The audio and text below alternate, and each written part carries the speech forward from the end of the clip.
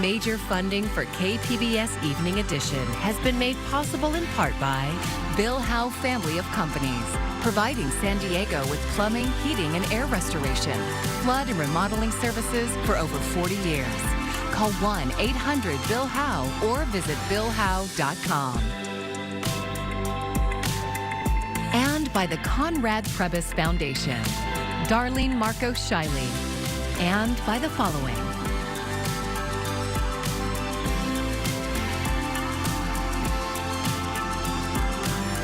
And by viewers like you. Thank you.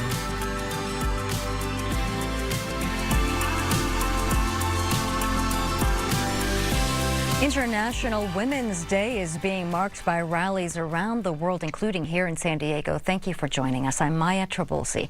It's a day to celebrate women and their achievements, as well as shed light on the struggles faced by many. KPBS reporter Alexander Wynn is live in front of the Mexican consulate in Little Italy, where a rally is just starting. Alex?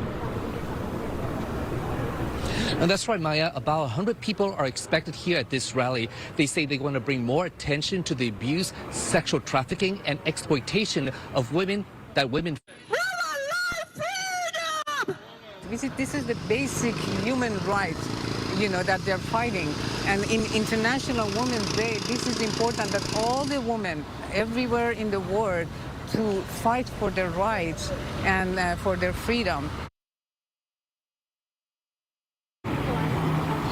Now, that was earlier this afternoon. There was another rally downtown to bring attention to the abuse that women face in Iran. A small but vocal group gathered in front of Front Street and Broadway this afternoon to protest against the Iranian government and its restrictions on women's rights. They say women face discrimination in all aspects of daily life, from marriage to divorce to inheritance to child custody.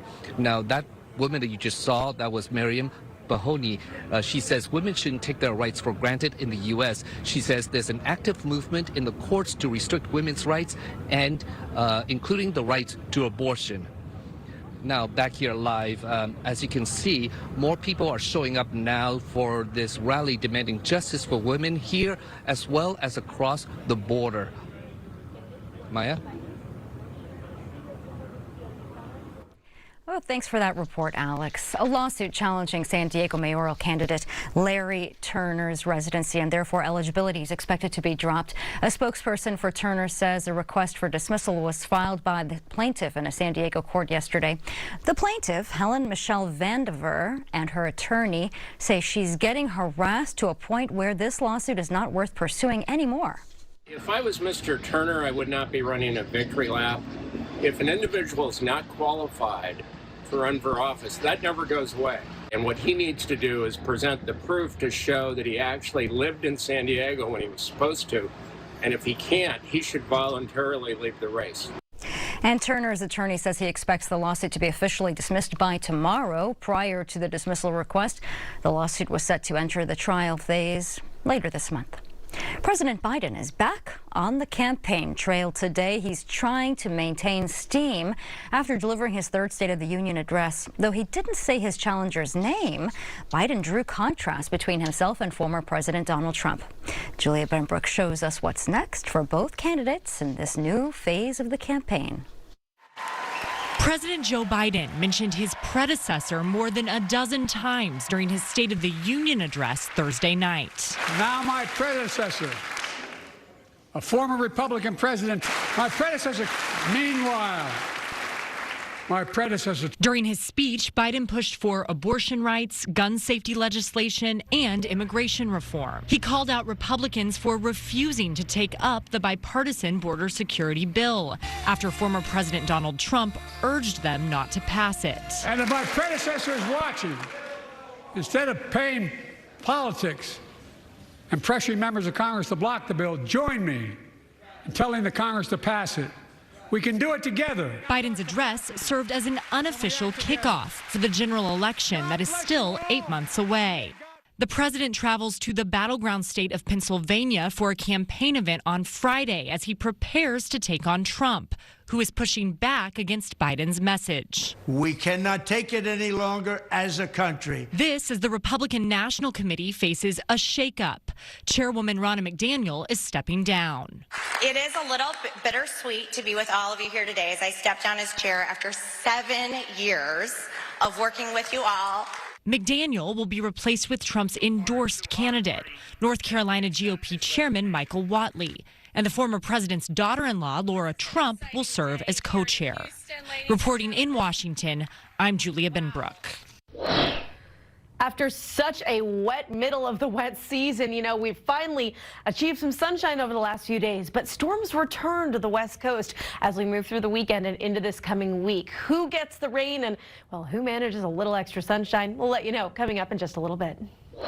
An investigation is underway into what caused a 2.5-mile-long oil sheen off the coast of Huntington Beach.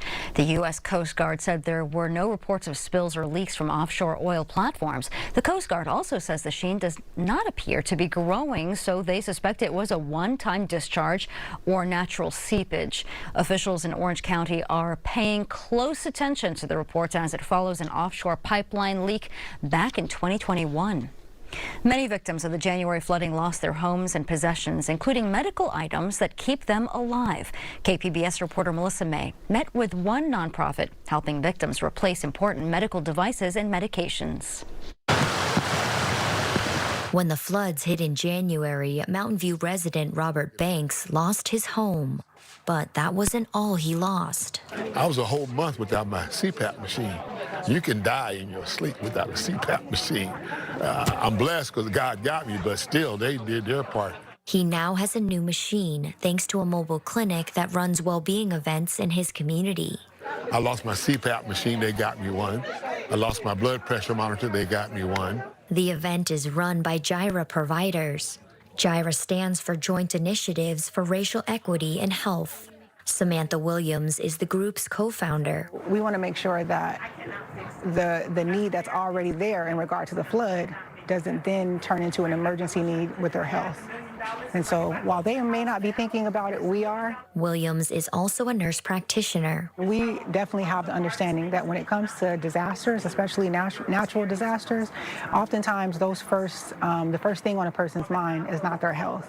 It's food, it's safety. For the last 3 weeks, she and her team have been bringing much-needed medical resources to flood victims. So we want to make sure that access is right at their fingertips, not somewhere that they have to go, and not a need that goes unmet. So we bring preventative care services like our screenings for high blood pressure, diabetes, mental wellness, straight to the community. Angie Lundavazo also lives in Mountain View. She says since the flood, her diet has not been the healthiest, and she's been stress eating. I'm actually going to go get my blood tested and make sure that I don't have diabetes, because I know, like I said, I've been getting headaches. So my blood pressure has been good, and thank God to them providing the blood pressure monitor. I'm able to check because mine went in the flood. Lundavazo says JIRA treats residents like family. And that's pretty much what we need. You know, we need people that are going to come and provide that help, but treat you with compassion, love. If a community member needs follow-up care, JIRA has partnered with Innovative Wellness Clinic, or IWC, who can also assist with replacing medications lost in the flood. Once we complete that community needs assessment and find out if there were medications, especially those critical ones that were lost or damaged, then some insurers have immediately set up some hotline numbers that we're able to help them call to get those 30-day prescriptions.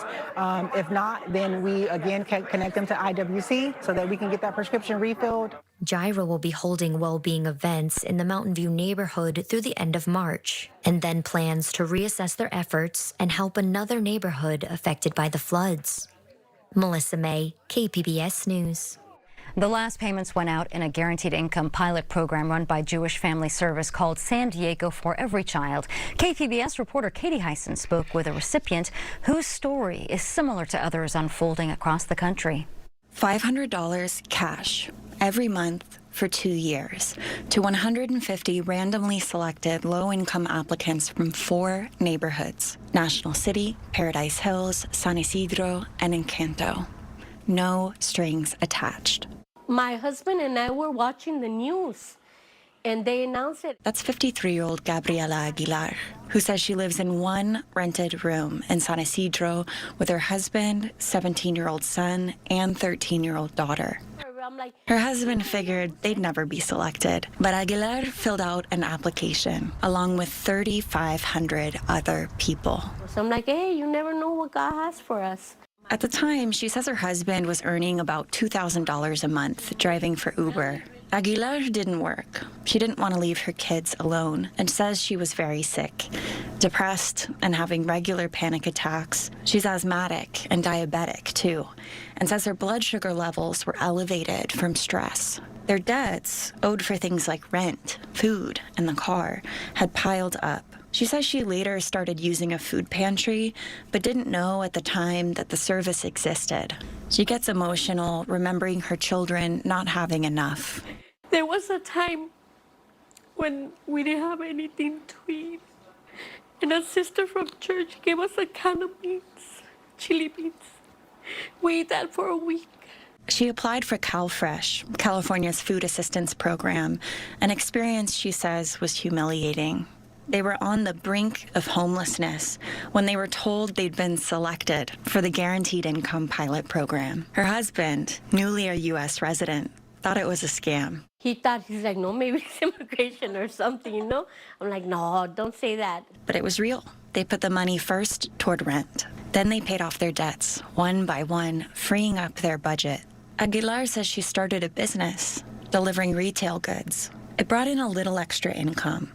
And she did something she says was a first. She took her son to the store to buy new shoes. We couldn't do that before.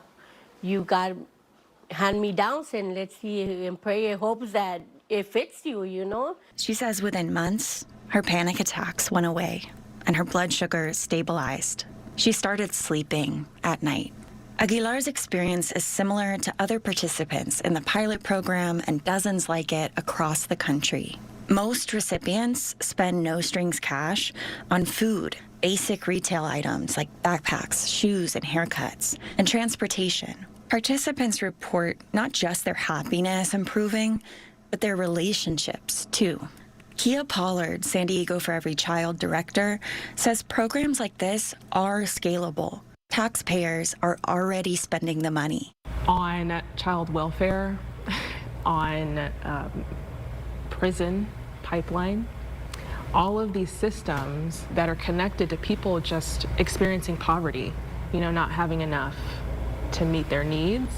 So we're funding those now, and it's quite expensive.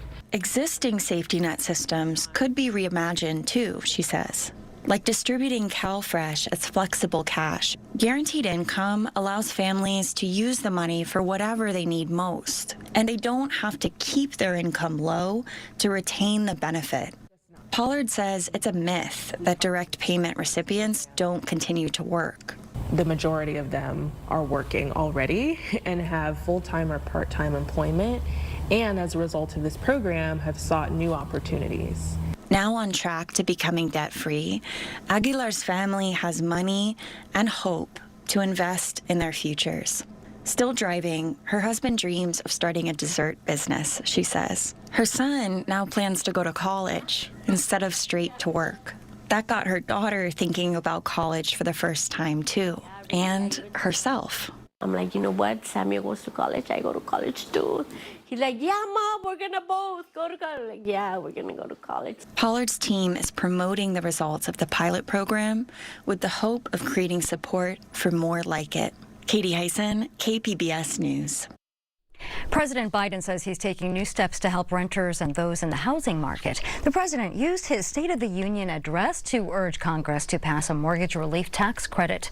It would provide up to $10,000 for first-time buyers and some people selling starter homes. First-generation buyers could get $25,000 toward a down payment. For renters, Biden says federal agencies are watching for antitrust law violations aimed at inflating prices by corporate landlords. Critics argue the tax credit could backfire by spurring demand and increasing home prices. President Biden's fiery State of the Union speech promoted his Bidenomics wins. It was further boosted by a strong February jobs report today. Laura Aguirre breaks down the report and where future job creation may be focused. 15 million new jobs in just 3 years, a record. President Joe Biden highlighting a soaring labor market on his watch, with February job numbers out Friday morning that added fuel to that rocket. Unemployment at 50-year lows. The economy saw 275,000 new jobs hit the rolls last month, as tracked by the Labor Department, a number that topped analyst estimates by over 37%. And while the unemployment rate ticked up from 3.7 to 3.9%, February marks 25 consecutive months under 4%, the longest streak in more than half a century, says labor officials. Real wages have gone up. They've been better than inflation. Labor Department numbers did show that average hourly wages ticked up another 0.1% in February. Still, that lagged slightly behind what economists expected, and on an annual basis, wage growth has slowed over 4%. Raise the federal minimum wage, because every worker has a right to a decent living, more than $7 an hour. The nation's aging infrastructure is proving ripe for new job creation. We're fixing the bridges, the roads, investing in the internet. Construction, transportation, warehousing, and retail, sectors that employed tens of thousands of new workers in the February report. People without a college education are finally going to be able to get good jobs. I'm Laura Aguirre for KPBS News. A local organization hopes to inspire female San Diego students to pursue careers in industries with typically low representation. 200 San Diego Unified students had the opportunity to hear from successful local businesswomen at the Women Who Inspire conference today. Biocom, the organizers of the event, say San Diego is a hotbed for bringing up women in science, tech, engineering, art, and math jobs. San Diego ranks in the top 5 nationally for the number of tech jobs, but women make up only 22% of the workforce. No matter your strengths and your interests, there's a place for you in STEM industries. So you don't have to love your science class to be a scientist. You can be inspired by the work that these women are doing, that the companies are doing, and find a role that fits your strengths and interests in these companies. And Biocom says representation of women is the lowest in engineering. Out of all women in STEAM roles, about 50% of them have either their bachelor's or associate's degrees. So encouraging students to pursue higher education was a major focus of today's conference. It's that time again. Daylight saving is on Sunday, but that 1 hour can disrupt your entire day. In fact, research has linked the time change to a rise in heart attacks, strokes, and even car accidents. Mandy Gaither has tips on how to prepare to spring forward. Here comes the sun. Starting Sunday, March 10th at 2 a.m., spring your clock forward an hour, but don't let the time change stop you from getting those Z's. Most of us do not get enough sleep, and even a 1 hour of sleep loss can be devastating. Dr. Nancy Foldberry-Schaefer with Cleveland Clinic Sleep Disorder Center says most adults should be getting between 7.5 to 8 hours of sleep each night, but many already struggle with chronic sleep deprivation, and it can hurt their health. These kinds of sleep deficiencies can lead to diabetes and obesity, metabolic disorders, as well as brain health.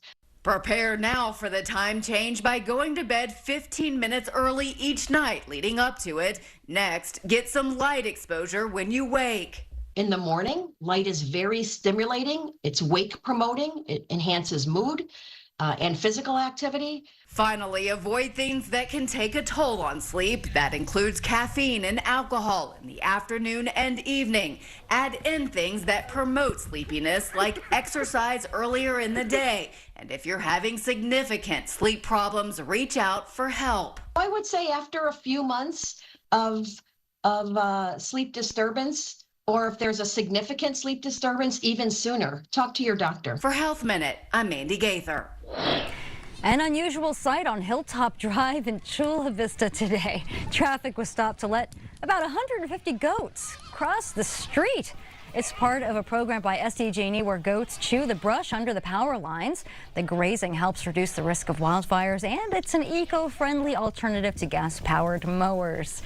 SDG&E says it's also more efficient because goats eat seeds, and that limits future vegetation growth as well.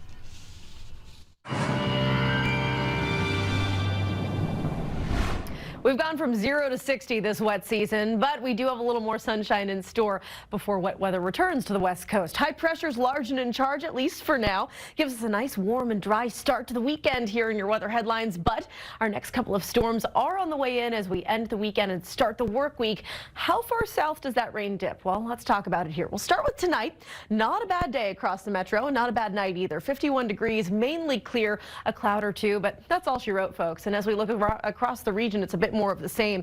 Ramona 40 degrees, a little bit cooler here. Escondido looking at 43 degrees overnight, 45 in Oceanside. We stay again a little bit warmer in San Diego proper at 51 degrees as your low temperature. Once you get a little further inland, we're looking at 32 in Mount Laguna. Not exactly a surprise here. Bundle up if you're heading out the door nice and late. Now tomorrow, life's pretty good. Some beautiful sunshine here across the region.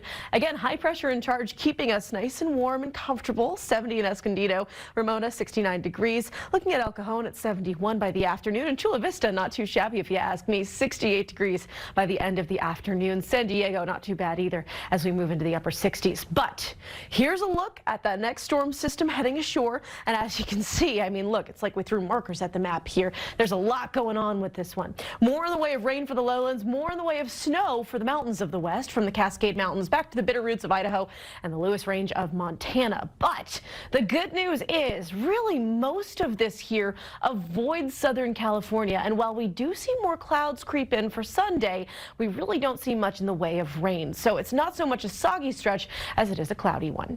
Over the coast, the 5 days, you're looking at more in the way of the 60s and a pretty consistent forecast, if you ask me, aside from Tuesday when we have some low clouds sticking around. Inland, more in the way of sunshine until Tuesday. That's your cloudy day as well. They stick around here in the mountains. Not too bad. More sunshine, temperatures in the 40s over the next 5 days. Finally, into the desert, we take a look at the 70s where things are a little bit warmer and sunnier. No surprise. For KPBS News, I'm Christina Shalhoop with your AccuWeather forecast. The coach who took the SDSU men's basketball team to new heights is sticking around. Mira Kopik tells us about the new contract for Brian Dutcher in the Friday Business Report.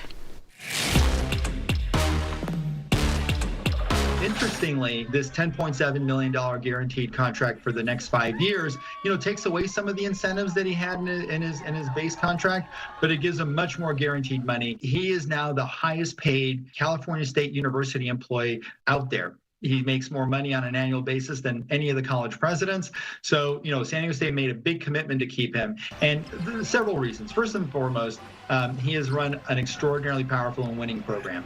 He took the Aztecs to the NCAA Final Four last season. He has a proven ability to recruit excellent players to a state school that does not have the big scholarships or the nil monies, but it does open up the opportunity for players on a winning program to generate more sponsorship money through name, image, and likeness agreements.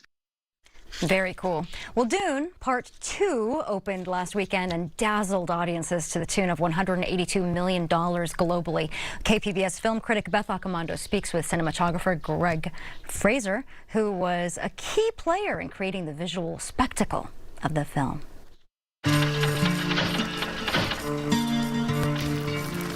No matter what you may think of Dune Part 2, everyone can agree on this. It's breathtaking. The film takes us to the future and distant planets through the magic of cinema. But cinematographer Greg Fraser doesn't see Dune Part 2 as a visual effects movie. Yeah, I guess there's some sandworms in this film, but the funny thing is I don't see it like that. There are massive effects, and there's some incredible effects in this movie, but I see this as actually not effects. I'm concentrating on the minutiae of the human experience with these actors and with these characters. And what happens from a visual effects standpoint happens beyond those experiences. Even Paul's sandworm writing, there is definitely some VFX in that sequence, but I feel that's such a really important thing that we're close with him, we're close with his face, we're close with those characters watching him. So for me, that whole sequence is actually just them and him. Not to downplay the VFX, but to me, it's more about those characters. In the past, a cinematographer's job was done when the shooting wrapped. But today, visual effects can extend Fraser's work into post-production. The mistake that a lot of films make is that they don't necessarily include the cinematographer or the production designer once wrap finishes. But your vision is still being affected by a team of VFX artists. So the more that we can be involved, the better off the end product is. Dune Part 2 also contains a lot of action, both on an epic scale and on a more intimate level between individual characters. Those fights, we made sure that we didn't want it to be a cut fest. And so it was important to us to give the editor big chunks of the fight scene that he did not have to edit. Often edits are made in action sequences because it doesn't look like he landed the punch, or it doesn't look like they've performed that stunt properly, so they have to cut to another angle. We made sure, and we were quite diligent about making sure, that we chose angles that properly best represented the action that was happening. Filmmaking is always a collaborative process, and for Fraser, that began on the set with decisions about the visual look of the film. Take the planet of Giedi Prime. Fraser was asked to make it look black and white, but he added a twist. Effectively, what we did is we shot in infrared. It just has such a weird look to it that's unusual, that doesn't look like a true black and white. It's like an anti-sun. But the idea was that maybe what the sun does, it sucks out color. So yeah, it was fun. It was a cool process to do that. So when you watch Dune Part 2, appreciate the work of Greg Fraser and how he brings different worlds to life. Beth Accomando, KPBS News. Wow, looks amazing. Thanks for joining us. I'm Maya Trabulsi. Good night. Major funding for KPBS Evening Edition has been made possible in part by Bill Howe Family of Companies, providing San Diego with plumbing, heating, and air restoration, flood and remodeling services for over 40 years. Call 1-800-BILL-HOWE or visit billhowe.com. And by the Conrad Prebys Foundation, Darlene Marcos Shiley, and by the following.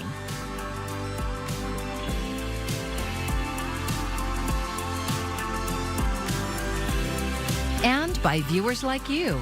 Thank you.